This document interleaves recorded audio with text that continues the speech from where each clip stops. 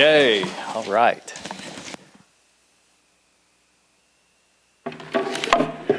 Good morning. Good morning, everyone. I hope that you are all awake.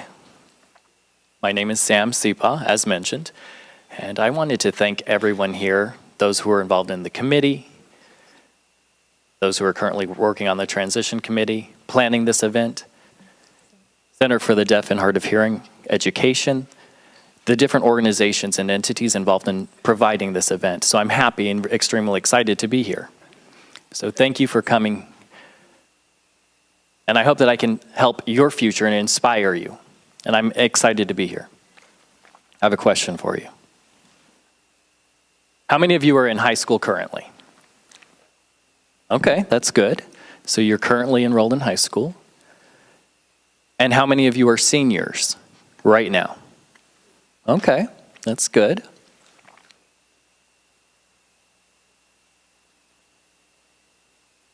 And how many of you are ready for a grand future?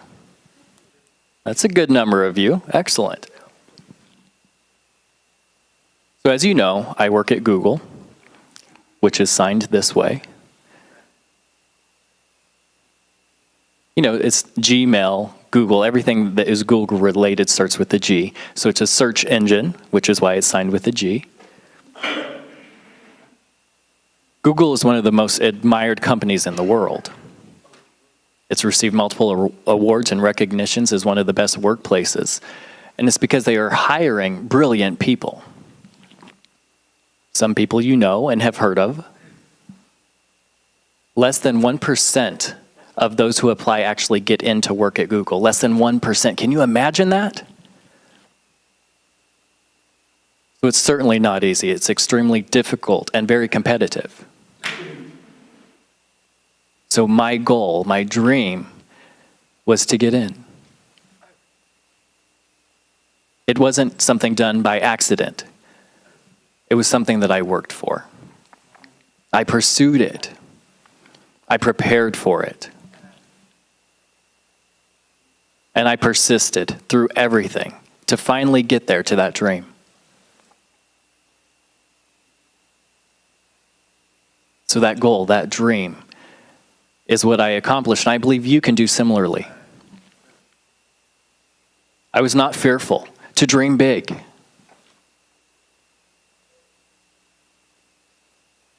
So those of you who are deaf or hard of hearing, you realize that you are in a world surrounded by hearing people, and you may have struggles with your identity and knowing exactly where you fit in, but you can go far. You can reach and accomplish your dreams and dream big. It's not impossible. When I was 18 years old, I was similar to your age. I went to Riverside School for the Deaf in Southern California. California School for the Deaf in Riverside. And I was playing football. It's one of my favorite sports. I walked out onto the football field and saw the infield, looked out, and saw the sunset. I was a senior, and I was thinking, what in the world am I going to do with my life? And I really didn't know at that point. But I began thinking about my future and what a good life would mean to me. Within my heart, I had to look inside and analyze myself and think, what would a good life mean to me? And for me, a good life would consist of a nice car, right? A nice house, a pretty big house, right? Of course, a good job. That certainly would help build a good life. Sounds simple, right? Fairly simple, those ingredients for a good life. So that would be what a good life would consist of. But a second thing that would be important to me is being a good deaf citizen. So what exactly does that mean to me? I really had to think about that, and I had to take my time. And I realized in order to become a good deaf citizen, I would have to be involved with and work with people who are hearing and people who are deaf all throughout the world and interact amongst both groups. I would also have to support my community. And that would be my definition of a good deaf citizen. So in order to accomplish my goals, I knew people within the hearing world would be part of that. Google was not a part of my dream at that point. But I knew I wanted to accomplish this goal. Did I struggle with my deaf identity? With hearing loss? Or realizing that I'd have to work with interpreters? I really had to get rid of all of that. And I just had something inside of me, a fire inside of me that was just pushing me. So after graduation, I decided to go to Rochester Institute of Technology. And I actually had to think about why I chose RIT. But it was part of my plan in order preparing for my future, to get where I wanted to get. I certainly had to plan for that and prepare for that. Maybe some of you feel frustrated when it comes to English, right? Written English? I'm seeing some heads nodding. So I had the goal of going to RIT. I knew they had deaf programs there, but I knew that they also had an outstanding program offering tutoring for students in order to better prepare, which would then help me accomplish my final goal. So I would be able to improve my English, which also is an incredible communication tool and necessary. So I went to RIT, Rochester Institute of Technology. And I do remember at one point, a teacher said, "Sam, you know your English isn't great." And I said, "I've been working hard." And there was a lot of criticism that was given to me via a paper that I had submitted. And it wasn't easy for me, so I know how you feel when you're going through something like this. And I did my best. So what did I do from there?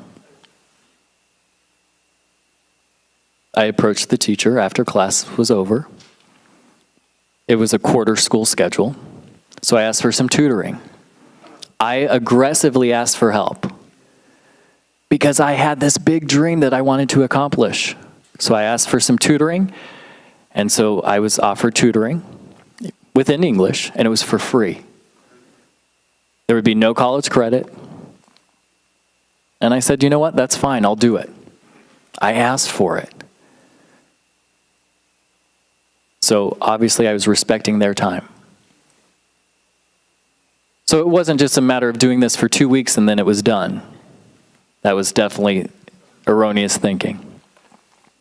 So I would submit a paper, and then I'd get red marks all throughout my paper, and then it would be given back to me.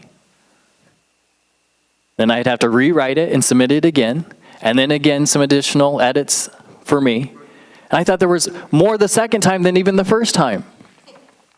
Can you imagine how that would make you feel? So then I got it back, did some edits again, resubmitted, and there were some red marks additionally for a third time. It just got worse and worse. I just wanted that 2 weeks to be over with, let me tell you. It was just this back and forth of edits after edits for 2 weeks, which then turned into 3 weeks, and then finally a month, which then became 2 months. And the tutor kept asking me back and back and back. I thought, I'm not even getting college credit for this. I am writing and getting tons of criticism for nothing. It's initially what I was thinking, but this turned into 3 months and then 4 months. And I persisted. I kept showing up. And we had this back and forth of edit after edit. And they said, you need to work on this, and you need to work on this. And I made that commitment to go. And we had this, which proceeded into 5 months, and then 6 months, and then finally, I made it.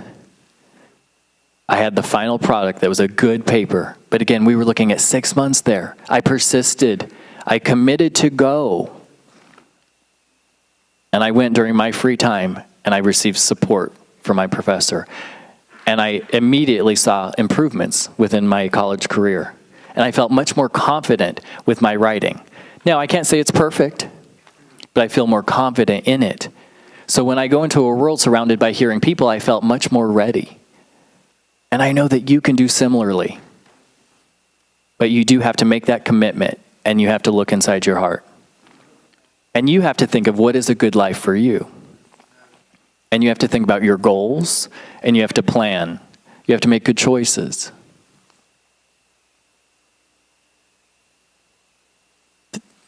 People in the hearing world can go to college.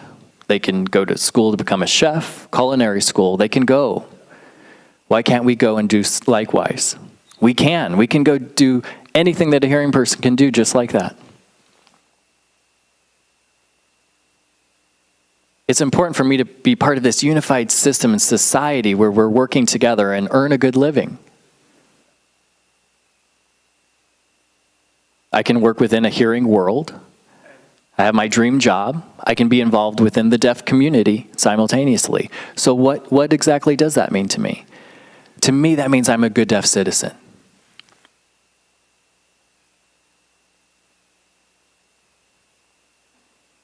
Thirdly, I had to set up a realistic dream. I can't say, fortunately, I lucked out and I made it here. No, I had a dream, a realistic dream. I had that goal. I knew who I needed to network with, who I needed to meet, and I knew I needed to ask for help in order to get there. You have to think about your future. Some of you have grand dreams. Maybe you want to be a basketball player for the NBA, right? So think about the NBA. Think about what's a realistic probability for you to do that. It's a competitive market, getting into the NBA.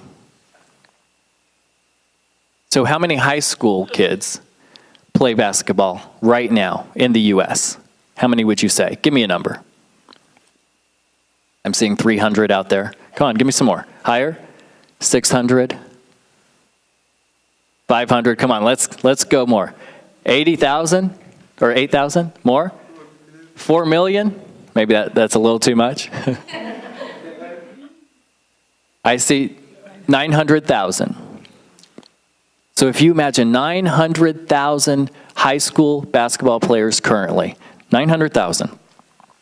How many of them aspire to get into the NBA one day?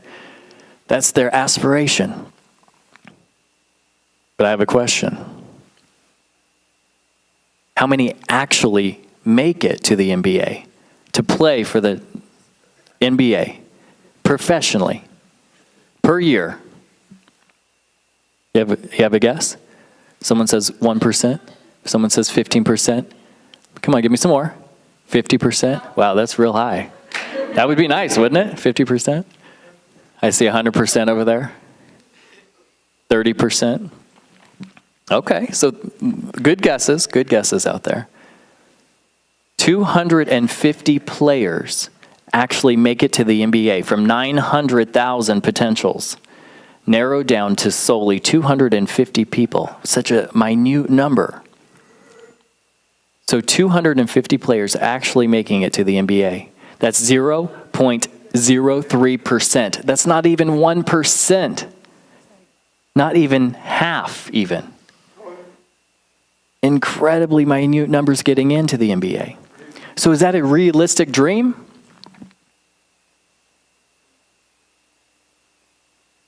You have to weigh the options. But you have to make sure that you have a realistic dream, something that you can actually do and accomplish. You may love basketball. Maybe you have good organizational skills. So if so, you could work in the locker room, organizing the locker room for a basketball team. You could be a manager. You could manage the basketball team. So you could use your skills in order to participate in some sports event that you like. Let's say you have good culinary skills. You could use those skills then in order to cook for basketball players, the coaches, the team. So you can use your goal of getting in, but maybe in a different capacity. If you have good math skills, you could become a statistician for the sport that you want to do. So those math skills will then be incorporated into the sports world. Let's say that you're interested in acting. You want to become a movie star. You could become a stage manager initially. You could work as a lighting designer, camera operator, schedule and design. So set up a realistic dream and goal in order for you to accomplish that. So it's something that you need to think about. A good life, what that means. What your responsibility is within the deaf and hard of hearing community, and how to be a good citizen. And thirdly, you have to plan and prepare.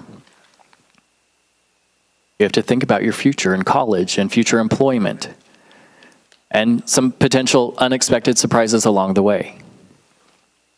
And you have to be realistic, fourthly, in order to get to your dream and goal. I got to Google, and it's amazing the opportunities I'm having working with people all over the world, in Europe and Asia. I'm able to work with these people because I planned and prepared for that. And getting there feels awesome. And I believe in you. I know that you can make it. You can do it, but you have to be persistent.